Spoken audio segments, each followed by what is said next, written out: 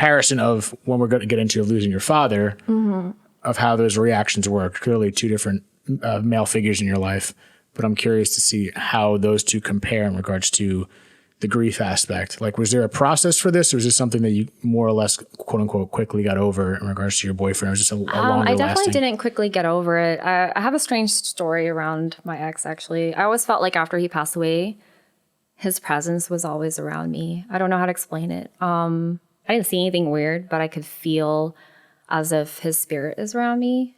How so? So the weird thing happened. I would try to move on, but it's as if other men couldn't fall in love with me for a while.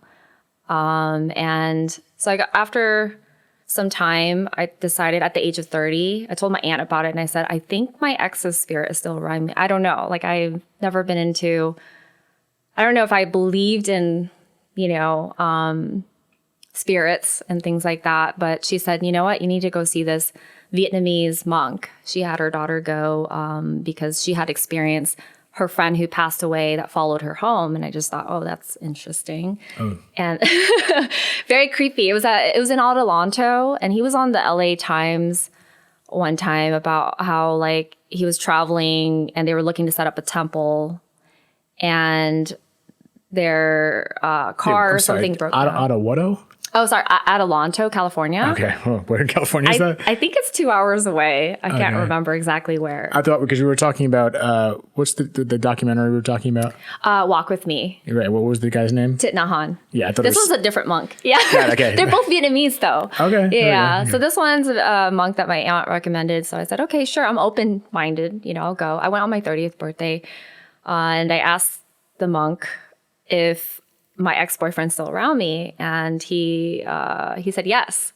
Oh, so you're right, according to the monk. I guess so, yeah. The monk said yes. So I said, okay, well, what do I need to do? And he said, okay, well, come back, bring fruits and flowers, and he will pray for him to pass on to the other world. And I was like, okay. So I came back.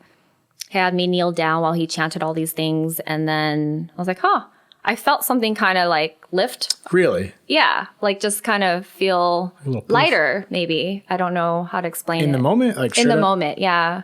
And then I get a call from his sister the next day, I believe. I don't know if it was the next day or a week later. But his sister calls me out of the blue, and I hadn't talked to her for so long.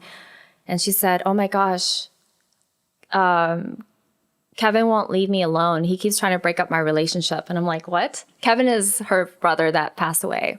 Right. And I was like, interesting. Sounded like my story. You just go from her to you? Yeah. I mean, you to her? Exactly. From me to her. So she had the similar story where he said, like, he kept messing with her relationship and he doesn't want her to be with her current boyfriend. I'm like, how is it that I didn't tell her my story?